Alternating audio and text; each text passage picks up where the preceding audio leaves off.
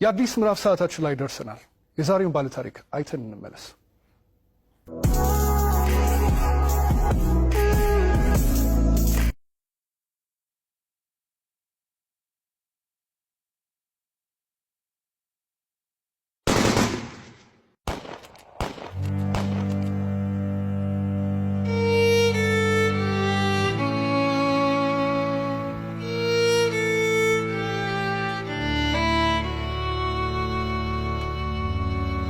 ስሜ ብርቱካን እባላለሁ። ተወልጄ ያደኩት ስናን ወረዳ ነው። ከእናትና ከአባቴ የመጀመሪያ ልጅ እኔ ነኝ። እኔን እንደወለዱ ነው አጋጣሚ አባቴም ወደ መንትን ያለ የተሰደደው። እናቴ በህይወት ያረፈችው በወሊድ ምክንያት ነው። ከዚያ በኋላ ምንድነው የተደረገው? አያቴ ጋር እንዳድግ ቆየው። ከአያቴ ጋር እየኖርኩ እያለ 8 አመት ሲሞላኝ ትንሽ እሷንም ይቸግራታል። እባካችሁ ልጅትን ለሰው ልስጥ እና ፈልጉልኝ ምናምን ትላቸዋለች እሷ ማለት ነው አያቴ አሉ። በ8 አመት ያስወጥተው ወሰዱኝ። ከዚያ እሱ የሁለት ልጆች አባት ነው፣ አንድ ሴትና የአንድ ወንድ እና እነሱን እያሳደኩኝ ልብስ የምሳጥብ የልጆችን ማለት ነው ካልሲ ያጥባለሁ፣ ወጥ እንድሰራ ሙያ እንድለማመድ እነሱ እያበረታታችኝ ሴትዮዋ ኢቭን በዓላት ራሱ ሲኖር ማንኛውንም ነገር ሲኖር ለልጆቹ ልብስ ሰርፕራይዝ ይገዛላቸዋል አውደ አመት ምናምን ሲመጣ። እኔ ደግሞ ሴትዮዋ ከምትለብሰው ልብስ ተቀድና ጣጣጣፋ ጥንጥዬ ነበርኩ። እንትን ብላ በመኪና እንኳን አይሰፋም፣ እቤት ነበር በመርፌ ተሰፋው ነበር። እሱን ለብሼ እሄዳለሁ። ጫማም የተወረቁ የወደቀውን ልጆች ተጠቅሞ የጨረሱትን እሱን ሰጎትት ምንስል የባለም እንደዛው እየተማርኩኝ እያለ የሆነ ደረጃ ተሸላሚ ሆንኩኝ። እስከ 8 ደረስኩ። ከ8ኛ ክፍል በኋላ የሆነ ስራ ምቢት ልብስ የሆነ እየጎረመስኩ ስመጣ ስራው እያያዘኝ ትምህርቱም እያያዘኝ እየከበደ ሲመጣ ስራዬን ለዲቱ ሙሉ ሰዓት አንተደላለሁ አልተኛም ነበር። 24 ሰዓት ነበር። ከዛ ዩኒቨርሲቲ እንታ 12ኛ ክፍል ጨረስኩ። 12ም ያው 392 አመጣው። ውጤት ከመጣ በኋላ ወደ ዩኒቨርሲቲ ተመደብኩኝ።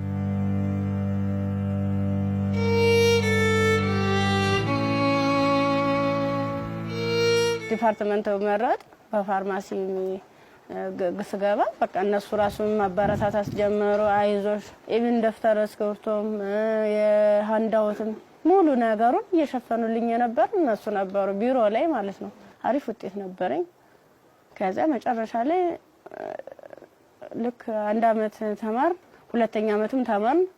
2ኛ አመት ላይ የተወሰነ ረብሻ ይከሰታል በሰዓቱ ማለት ነው።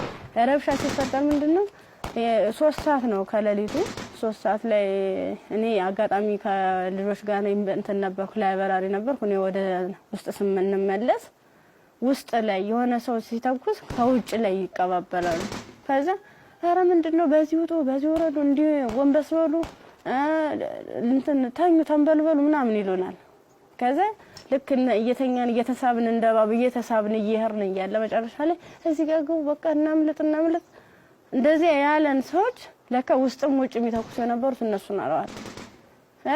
ውጭ ላይ ስንል ምንም የተጠቀለብስ አልለበሱም።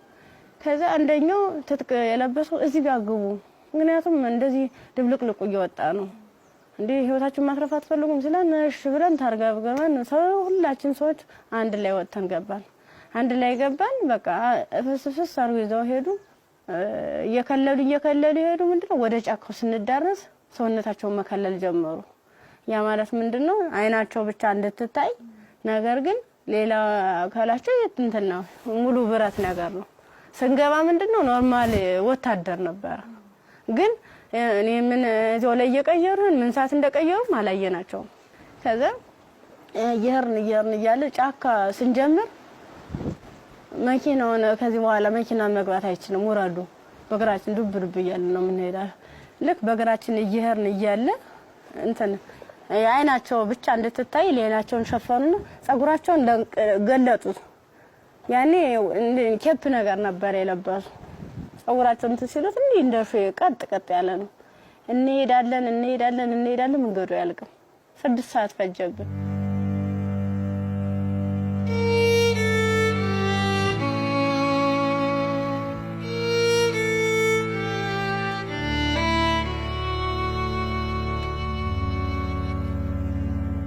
መረስ አይቀርም ስንደርስ ምንም ነገር የለም ቤት የለም ምን የለም በቃ የሆነ ሜዳ ነገር አለ ትክክለኛ እንትን ማለት ነው አረንጓዴ ነገር አለ እዚህ ጋር ስፖርት ስሩ ይሄን ስልጠና መውሰድ አለባችሁ በዚህ ነው አሁን ያመጣናችሁ ምንድነው እናንተን ፈልገናችሁ ነው በቃ ለትጥቅ ስለፈለግናችሁ ስልጠናዎችን መውሰድ አለባችሁ መማር አለባችሁ ከዛ ሳናቸው ይዋን እያደር ትንፍስ እንዳትሉ እና ዳቦ ሲሰጡ እንደ ዳቦ ነው እንደ ንስ እያሉ ነው እንደዚህ የሚወረወሩልን ማለት ነው አይጠጉንም ሁሉ ከዛ እየወረወሩልን እያነሳን እንበላለን ያው ሆድ አይደለም ይርበናል ምን ጠጣው ውሃ ስናጣ ደግሞ በለበስነው ልብስ እየዘፈዘፍን ምንጭ ነገር እናገኛለን ወራጅዋ ዝም ብሎ ቆሻሻ የተገደበ ነገር እናገኛለን እሱን ልብሳችንን እንዘፈዝፍና እንዲ ለመጥለቅም ስለሚቀፍ ልብሳችንን ዘፈዝፍና ልብሳችን እየጫመቅን ነበር እንደዚህ ያንጠፈጠፍን ነበር ልብሳችን እየመጠጥን ምንጠጣ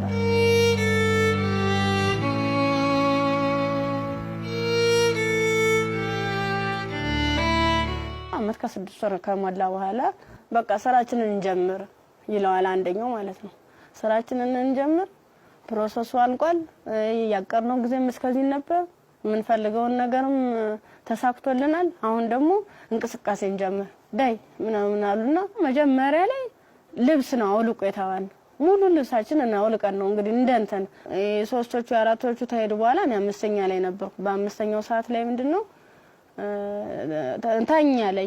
ታኛው ከተኛው በኋላ እየተካኩ ነበር ሲደፍሩ የነበሩ ማለት ነው ከዛ እየተካኩ እየደፈሩ ካደረጉ በኋላ ከደፈሩ በኋላ ምንድነው እንትን ራሴን ስስት አይ እንደዚያ ከሆነማ በዚህ ነው ስሜታችን የሚኖርልና እንደዚህ ያደርጋ ይሆነ እንደ 6 አይነት ነገር እንደ 6 ይሆናል እንደ ፌሮ እንዲ ነው ቀጥታ እንደዚህ ሲወጉ የነበረ ማለት ነው ጥቅጥቅ ካደረጉት በኋላ ስዳስሰው ራሱ ቁስሉ ይታወቀኝ ነበር ዘንዲታኝቼ ወድቄ ራሱ ማለት ነው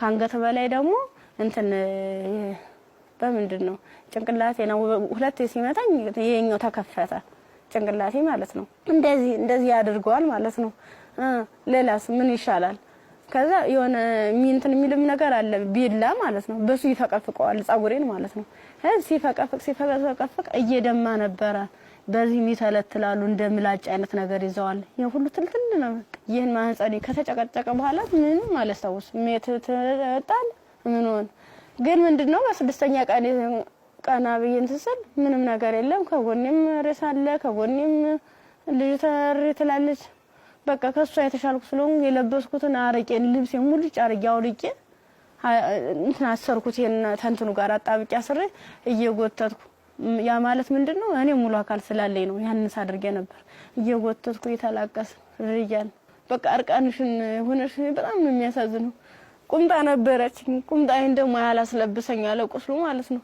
እንዲ ክፍቱን አድርጌ ልብሴን ግን ሙሉ ቃኔ ለሷ ለበስኳት የለበስኳት አንድ ቀሚስ ነበርና ቁምጣ ከስር ለብሼ ነበር የለበስኳት ልብስ በቁምጣዬ ማሰር አልቻልኩም አውልቄ ሁሉ ሞክሬያለሁ ሙሉ ደም ማለት ነው ከዛ በሷ አሰርኩና የወተትኩ ሰል ገሩ ይመጣሉ በሰዓቱ ማለት ነው ከዛ እንዲታ ያንዘላዘሉ እንትን ብላ እንደዚህ ተሸክሙ ያንዘላዘሉ ይዘዋት ይሄዳሉ ሀይዟ ሲሄዱ እኔ አልሰማማ እንትን አለልም በቃ እንዳንችንስ አንችንስ ገላጌ ተገኘ ብላኝ እኔ እንጂ ይብለኝ ደህል እንዴ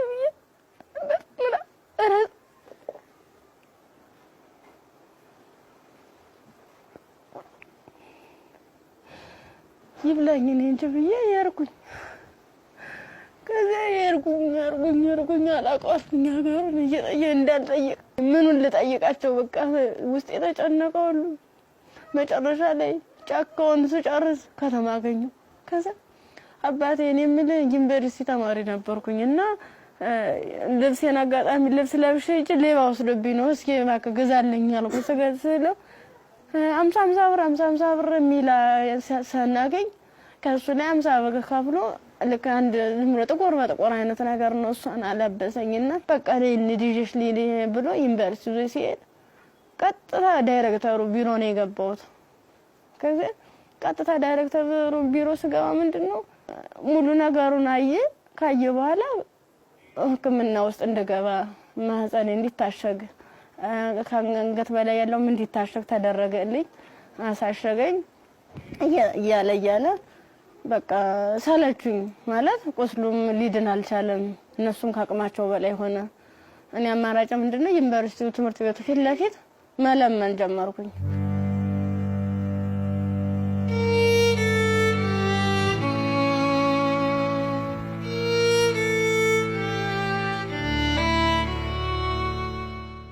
እንደ ኢንፌክሽን ፈጥሯል መሰለኝ። ብዙ ቀን ስለቆየው 6 ቀን ማለት ቀላል አይደለም።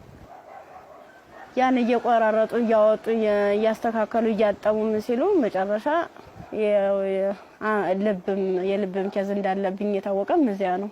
ልክ በራሳቸው መኪና ነው ወስደውኝ አምጥተው እዚህ ጣሉኝ፣ አዲስ አበባ ማለት ነው። ከዛ አዲስ አበባ ሲጥሉኝ ምንድነው ወዴት ልሄድ በቃ ህይወት መስቀልቅል ላለብኝ እብድ ሆንኩኝ፣ አበርኩኝ። ከጊዮርጊስ ወደ ማርያም ሄድኩኝ። የማርያም ቀን ነው ልሄድ እስኪ ምናምን ብዬ ሰው በሚሄድበት እየተከተልኩ እዛ ስዕል ቅድስት ማርያም ይላል። እዚያ ቁጭ ብዬ እየለመንኩኝ ታገኘኛለችና ብር ትሰጠኛለች። 50 ብር ተሰጠች። በኋላ ምን ፈልገሽ ነው ምናምን አይዞሽ ምናምን አለችኝ። እኔ እኮ እንደዚህ ተማሪ ነኝ እና በዚህ ረብሻ ምክንያት ነው እንደዚህ ተፈጠረው። እንዴት ላድርግ እንዴት ልሄድ ብለሽ አልኳት። የት ልሄድ ብለሽ ስላት አይ እንደዚህማ ከሆነ ክሊኒክ ጤና ጣቢያ እንውሰድሽ ብሎ ጤና ጣቢያ ሲሄድ የምጥ መርፌ ሰጡ። እስቲሽ አደረጉ። ከተወለደ በኋላ በጣም ራበኝ። በቃ ምኑን ላጥበው ማጣው ሳጣ ሲርበኝ ማዘር ተሬዛ ጋር መጣሁኝ። ምን ላድርግ አልኳት። በቃ ጨለመብኝ፣ እባክሽ አስገብኝ ስላት ከጎንሽ አለን ብላ መድኃኒቶቹንም ያንዳንዱ የሕክምና ክትትሎችን እያደረጉልኝ ውስጥ ላይ ከነሱ አቅም በላይ የሆነውን ሪፈራል ተጻፈልኝ። በረንዳ ላይ የነበርኩት ወደ ቤት እየተቀየረ ሰው ቤት ማደር ጀመርኩ። እያልኩኝ በእነሱ ጥረት በእነሱ ጥንካሬ በማዘር ተሬዛ ማለት ነው ለልጁም ሆነ ለኔ ሕክምና ወጪዎችን ያንዳንዱ እየሸፈነች እሷ እንደ እናት ሆና እየመከረችኝ እያጽናናችኝ እንባዬን እያበሰችኝ ነበር። አንድ እሷ ናት።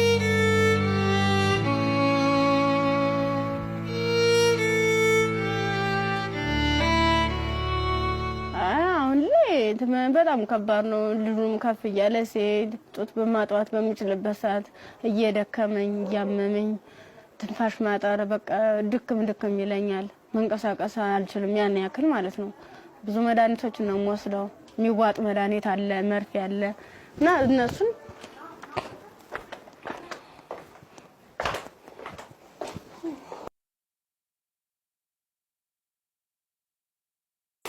እነዚህ ነው መድኃኒት እየወሰድኩ ያለ። በቃ እነዚህ የሚዋጥ መድኃኒት አለኝ፣ መርፌ አለኝ። ይሄን ነገር ነው እየወሰድኩ ያለው እና ይሄን መድኃኒት ስወስድ ደግሞ ለኔ የሆነ ማለት ምግብ ያስፈልገኛል። ምበላው መጠጣው የለም።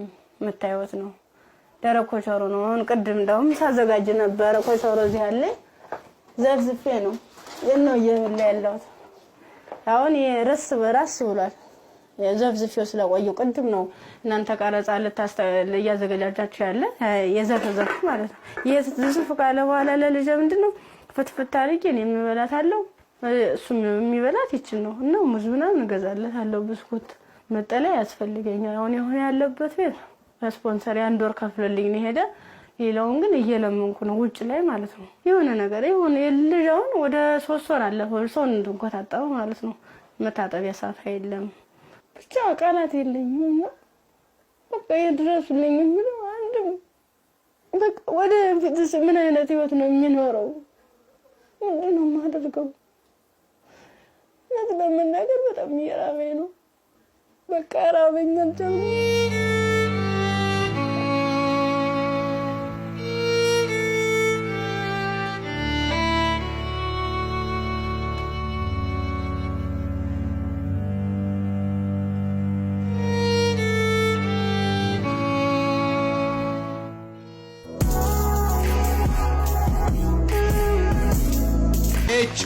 ኤችኦኤች ሞተር ዘይት ለአፍሪካ መልክዓ ምድር እጅግ ተስማሚ በሆነ በጀርመን ቴክኖሎጂ በከፍተኛ ጥራት የተመረቱ ኤችኦኤች ሞተር ዘይት፣ ኤችኦኤች ግሪስ፣ ኤችኦኤች ኢንዱስትሪያል ዘይቶች። የአቅርቦት እጥረት አይታሰብም።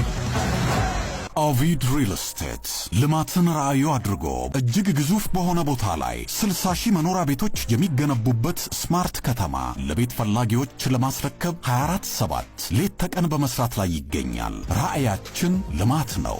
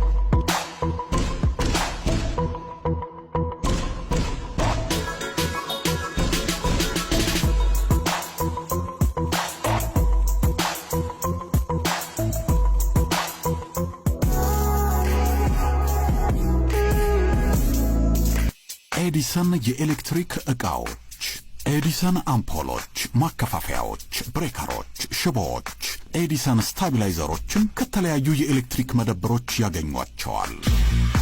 ኤዲሰን ታላቅ ስም። የብርቱካንን ታሪክ ነበር አይተን የተመለስነው። ከዚህ ቀደም ብዙ አይነት እንደዚህ አይነት ታሪኮች ተሰርተዋል። ግን ይሄ እውነት ከኢትዮጵያዊነት የወጣ ፍጹም ኢትዮጵያ ውስጥ ይሄ ነገር ሲያጋጥማል ወይ ብለን እንድናስብ ራሳችንን እንድንጠይቅ የት ነው ያለነው የቱ ጋር ደርሰናል ብለን ያየንበትም ታሪክ ነው። ብርቱካን በጣም ተስፋ የነበራት ለዓላማዋ ታግላ እዚህ ጋር የደረሰች ጎበዝ ጠንካራ ወጣት ተማሪ ነበረች። ከዛ በኋላ ግን የመጣባት ነገር የሚያሳዝን ነው። የመጣባትን ነገር መቋቋም ባልቻለችበት ሁኔታ ላይ ደግሞ ተጨማሪ ነገር ወደ ህይወቷ መጣ። ያም ልጇ ነውና ለልጇ ብርቱካን ምን ብላ ይሆን ታሪኳን የምትነግረው ብዬ ሳስብ ነበር። በጣም የሚያስጨንቅና የሚረብሽም ጭምር ነው። የሷም ህይወት ተበላሸ ስንል እንደገና ደግሞ ህፃን ልጅ ወደዚህ አምጥታለች። የዛ ህፃን ልጅ ተስፋውስ ምንድነው? ነገስ የሚመለስለት መልስ ምንድነው? ይሄ ልጅስ እንዴት አድርጎ ነው አድጎ ሀገርን የሚረከበው ብለን እንድንጠይቅ የሚያደርገንም ይመስለኛል። የብርቱካን ታሪክ በጣም ብዙ ሴቶች ላይ ያጋጥማል። ግን ደግሞ ይሄኛው የሚዘገንንና ለመስማትም ለጆሮም ለማየትም የሚቀፈው ነው ያገኘው። ያው ሰው ስትሆኚ ተፈተኛለሽ። አንዳንዴ የፈተናም አይነት አለው እንዴት ያለሽ በቃ በርግጥ ላያስችል አይሰጥም ይባላል። ግን ደግሞ አንዳንዴ ከመቻል በላይ የሚሆኑ ፈተናዎች አሉና እንደ ኢትዮጵያ እንደ ሀገር ደግሞ ስታስቡ እንደዚህ አይነት ሁኔታ የሚደረግበት ማህበረሰብ ውስጥ ነው እንደ ያለ ነው። በምን አይነት ሁኔታ ነው ህይወታችንን እየመራን ያለ ነው የሚለው ራሱ ሌላ ጥያቄ ነውና በጣም ከባድ ነው። የብርቱካን ቪዲዮንም ቁጭ ብዬ ሳየው እውነት ለመናገር አንደበት የለኝም። ከአእምሮ በላይ ነው። እጅግ በጣም የሚሰቀጥጥና የሚዘገንን ከመሆኑ ብዛት የተነሳ ጭራሽ እንደውም ፊልም ነው እንዴ አክቲንግ ነው እንዴ የሚያስብል ሁላ። ምክንያቱም ያው ብዙ ሆረር ፊልሞችን እንሰማለን፣ ግን የእውነት መሬት ላይ የወረደ እንደዚህ በዚህ ልክ የሚሰማ ነውር ሁላ አለ ወይ እስከ ማለትም ድረስ አለና ብርቱካን እንግዲህ ስቱዲዮ ውስጥ ትገኛለች። አብረን ቆመን እንቀበላለን። እንኳን ደህና መጣሽ። እንኳን ደህና መጣሽ።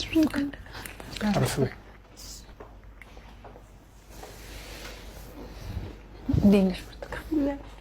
እንኳን ደህና መጣሽ። በጣም ነው የምታምሪው። በጣም ቆንጆ ከለሯ ራሱ እንዴት እንደሚያምር። ያው ዩኒቨርሲቲ ስንሄድ ሁላችንም የምናስበው ነገር አለ አይደል? ቤተሰብ ጋር ያለው ደስታ አለ፣ ስትሄጂ የምትዘጋጁ ዝግጅት አለ። ከሄድሽ በኋላ ደግሞ ያው ቤተሰብ ነው ገንዘብ የሚልከው የምፈልገው ነገር። ያን ጊዜ እንዴት አሳለፍሽ? ስትሄጂስ እንዴት ነበረ? ስሄድ 300 ብር ነው የተሰጠኝ። ያ ማለት ያን 300 ብር የሆነ ቦታ ላይ ትላካልኝ ማለት አይደለም፣ አድርሶ የሚመልሰኝ ነው። አመት ሙሉ የሚዘልቅ ማለት ነው። ጓደኞቼ በፕሌን ጓደኞቼ በመኪና እየተመላለሱ በዓላትን ሲውሉ እኔ ግን ለአንድ አመት ተብሎ 300 ብር ነው ካልኩሌት ተደርጎ ይሰጠኝ ነበር። ስንት ነበር ትራንስፖርት? 150 ብር ነበር ሄጃው። እንደ ሴት ደግሞ ለሴት የሚያስፈልግ ነገር አለ፣ የምንቀባው አለ፣ የተፈጥሮ ጉዳይ አለ። ለዚህ ሁሉ ነገር ገንዘብ ያስፈልጋል። በምን ነበረ ያን ነገር? ጓደኞቼ የተሻለ ህይወት ነበር እንትን የሚሉ የባለሀብት ልጆች አሉ። እነሱ ነበረ የሻር እያደረጉ እያዋጡ ነገሮችን የሚሸፍኑ ኢቨን ሞዴስ ራሱ ይገዙልኝ ነበር። ጓደኞቼ ነበር ከጎን ያሉት ማለት ነው። እሺ ከዛ በኋላ ያ ሁሉ ነገር አለፈና ዩኒቨርሲቲ ገባሽ። ዩኒቨርሲቲ ገብተሽ ሁለተኛ ዓመት ተማሪ ሆነሽ ነው ይሄ ነገር ያጋጠመሽ። እንዴት ነበር እስቲ ጊዜውን አስታውሽ?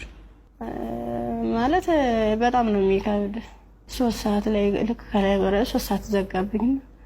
መመለስ አልፈልግ ወጣሁኝና የሆነ ይሮራጣሉ ማለት ነው ሰዎቹ። ስንሄድ በቃ ኧረ እንደዚህ ተኩስ የተነሳ ለምን ትሄዳላችሁ? በቃ በዚህ ሄዱ ነው በዚህና እንትን በሉ እዚያ ካገቡ ምናምን ሲሉን እኛ በሰዓቱ ተኛን ተቆርቁረው ነው የመሰለን። እኛ እንደዚህ ለማትረፍ ነው ብለን ተንደርድረን ራሳቸው መኪና ገባን። የነሱ መኪና ምን እንደሆነ ረብሻ የሚፈጥሩ ሰዎች በመጡበት መኪና። አዎ ከፍት ነው ከኋላ። 1 አመት ከ6 ወር ነው እዚያ የቆየነው ጫካ ውስጥ ምንም ነገር ሳይፈጠር። አመት ከ6 ወር ምን ነበር የሚሏችሁ? ትጥቅ ነው ልንቀየራችሁ ነው ትታጠቃላችሁ፣ አለበለዚያ ያሰብነው አለ እሱን እንሰራለን አብረን ምን ይሆናል እያሉ። የት ነበርስ የምታድሩት? እዚህ ውጭ ላይ ነው። ብዙ ጊዜ ዛፍ ነበር እንዲተከልል እንትን ማለት ነበር። እዛ በምትሆኑበት ጊዜ በተለይ ለሴቶች አስቸጋሪ ሁኔታ የንጽህና መጠበቂያ ማግኘት ነው። ያንንስ እንዴት ነበር የምታሳልፉት? የምን ንጽህና መጠበቂያ ነው? በቃ ዝም ብለን ስናክ ነበር የምንውለው። ከ1 አመት ከ6 ወር በኋላ ምንድነው የተፈጠረው? መጨረሻችን ላይ ሰልፍ አሳለፉን። እርቃናችንን አውልቀው ልብሳችንን ካወለቁ በኋላ ሰልፍ አስያዙ። እኔ አጋጣሚ ከ5ኛ አካባቢ ላይ ነበርኩኝ። ግንኙነት ከተደረገ በኋላ እንዴት ሲጨቀጭቁ ራሱ በፌሮ ሲወጉ አላስታውስም። ደንዝዟል ሰውነት። ምን ያህል ሰው እንደተደረገ ምን እንደተደረገ አላውቅም። በ6ኛ ቀን ስነቃ እንደ ማበላ ነው የሚፈሰው። እሷ ደግሞ አንድ አካል ስለጎደላት ምንድነው አማራጭ? የለበስኩትን ልብስ አውልቄ ለሷ ነገሮቿን አስሬ ነው ቅፋ እየወተትኩ ጀመር ጀመሩ። እንዳላዝላት አልችላትም። ከዛ አብረን ነው የምንሄደው። አንቺ ነው ተጨሻለ ድም ስትለኝ እንዲሁ ነው ሁለት አካለ ስንኩል ማን ይቀበለናል አልኳት። ምክንያቱም ማንም ቢሆን እንደዚህ ደም እየፈሰሰ እንደዚህ ምድሩ ሁሉ ጨልሞብኝ ነገ ወዲያ የተሻለ ህይወት አገኛለሁ ብዬ ነገ ወዲያ ጥሩ ቦታ ደርሳለሁ ብዬ አሰብኩት ልጅ በቃ መጨረሻው እንደዚህ ሲያመር እንደዚህ ሲሆን በጣም ከፋኝ። በቃ ለሁሉም ማለት ነገ ወዲያ እንዴት ነው የምሆነው? ምንድነው ማድረግስ የምችለው? በምን አይነት መልኩ ነው ህይወቴንስ መጠገን የምችለው? አይዞሽ የምለኝስ ማንኛው ሰው ነው? በቃ አለው እንደዚህ መጨረሻ ላይ ምንድነው ጎዳና ተዳዳሪን የሆንኩት። ጎዳና ነው ወድቄ በቃ እኔ እንጃ።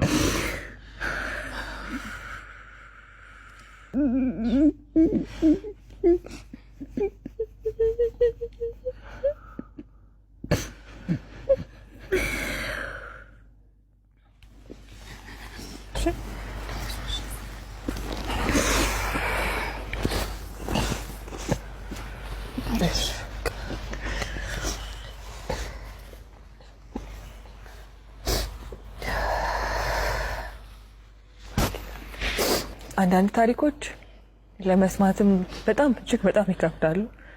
እኛ ጋር ይሆናሉ ይፈጠራሉ ብለንም እንጠብቃቸው አይደሉም። ሴት ሆኖ ለመስማት ይከብዳል፣ ሰውም ሆኖ ለመስማት እንደዚህ አይነት ታሪክ ይከብዳል። ያው ከመሞት መኖር ይሻላል ይባል የለ። እግዚአብሔር አንቺን በዚህ ፈተና ውስጥ አሳልፎ ዛሬ ላይ ሲያደርስሽ ምክንያት የለውም ማለት አንችልም። በፈጣሪ ስራ ማንገባም፣ ግን በጣም ጠንካራ ነሽ። እኔ በዚህ ሁሉ ችግር ውስጥ ያየሁት ያንቺን የመንፈስ ጥንካሬ ነው። አሁን ላይ ልጅ አለሽ። ልጅሽን ስታዩ ምን ይሰማሻል? ከፋኛል በጣም። ምክንያቱም እሱ ባይኖር ይሄን ያህል እንትን አይደለም ነበር ማለት ልጅ ስትይዝ ከባድ ነው። ለልጅ ስትይ እያልሽ የሆነ ትታሰሪያለሽ። ልጅ ነው እንጂ ራሴ አትይም። በቃ ምን አለበት ወይ ጤነኛ ልጅ በሰጠኝ ነው። ካልሆነ ደግሞ እኔም በሽተኛ ልጅም በሽተኛ እንዴት ነው የማደርገው? ልጁን ለማልቀ 2 ነው 3 ጊዜ ጥዬው ሁሉ ይጫለው። እዚያ ውጭ ላይ ተመልሼ እንዲህ ሳይሆን እማ ያለ ወደ እኔ ይመጣል።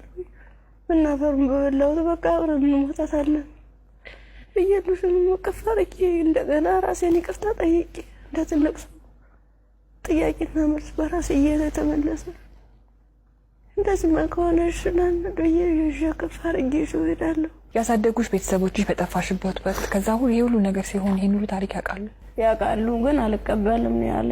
አሁን ላይ ጤናሽ እንዴት ነው? ሕክምና በጣም ያስፈልገኛል። ከሕክምናም በላይ የምክር አገልግሎት ያስፈልገኛል። ነገ ብርቱካን ምን ብታገኝ ትመኛለች? እኔ አሁን የምፈልግ አንድም በጤንነቴን የሚከታተለኝና በቃ ትምህርቴን መማር የምፈልገው ወደፊት የተሻለ ህይወት መኖር እፈልጋለሁ።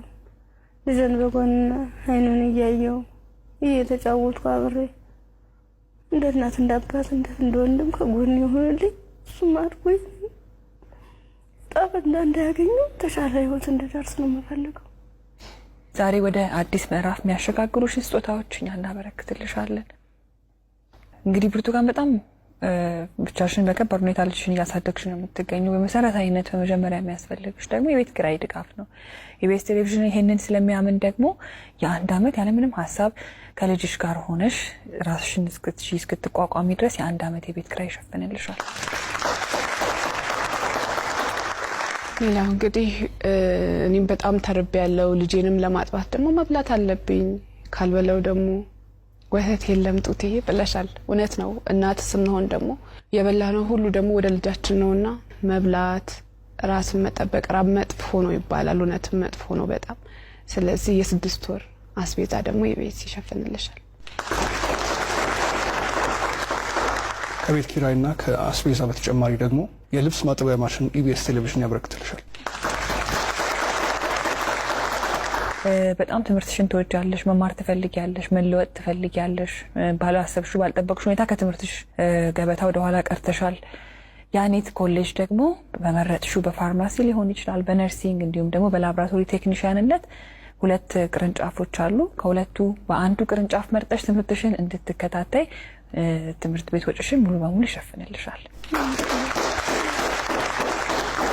እኛም ህልምሽ ተሳክቶ ስትመረቂ ደግሞ ለመምጣት ያብቃል። አሜን። ሌላው ደግሞ የሰው ልጅ ሁሉ ነገር ለማድረግ ጤናው ነው ቅድሚያው ነገርና ብርቱካን የልብ ኬዝም አለባት፣ እንዲሁም ልጇም እንደዚሁ ሕክምና ያስፈልገዋል። ከምንም ነገር በላይ ደግሞ የሳይኮሎጂ ባለሙያዎች እንደዚሁ የሚያዩ ይኖራሉና የሕክምና ድጋፍ ያስፈልጋታል በተለያየ አይነት መንገድ። የልብም እንደዚሁ የሳይኮሎጂም የልጇም ጤናም ጭምር ማለት ነውና በዚህ ላይ ደግሞ ድጋፋችሁን እንድታደርጉ እንላለንኛ። እንዲሁም ደግሞ ሀገር ውስጥም ከሀገር ውጭም ያላችሁ መልካም ደጋግ ኢትዮጵያውያን ይህን ፕሮግራም የምትከታተሉ እንግዲህ መቼም ዝም እንደማትሉ ፍጹም እምነታችን ነው። ከብርቱካን ጎን ነን የምትሉ በዚህ አድራሻዋ ልታገኟት ትችላላችሁ። በቃ ሙሉ ነገር ላደረጋችሁልኝ ገዛ ላደረጋችሁልኝ ሁሉ ነገር ተበበ ከልብ አመሰግናለሁ። ኢቢኤስ ቴሌቪዥንም እድሜ ጤና ይስጥልን። በጣም ነው ማመሰግነው። እወዳችኋለሁ፣ አከብራችኋለሁ። ነገ ወደ ደግሞ የኔ ህይወት ተሳክቶ የኔ መጥቼ እናንተ መጥቼ እዚህ ውስጥ ማስደስትበት ቀን ይናፍቀኛል። ደግሞ አደርገዋለሁ። እናምናለን እኛ። የአዲስ ምዕራፍ ሰዓታችን ይህን ይመስል ነበረ። እሑድም በኢቢኤስ ይቀጥላል። መልካም ጊዜ።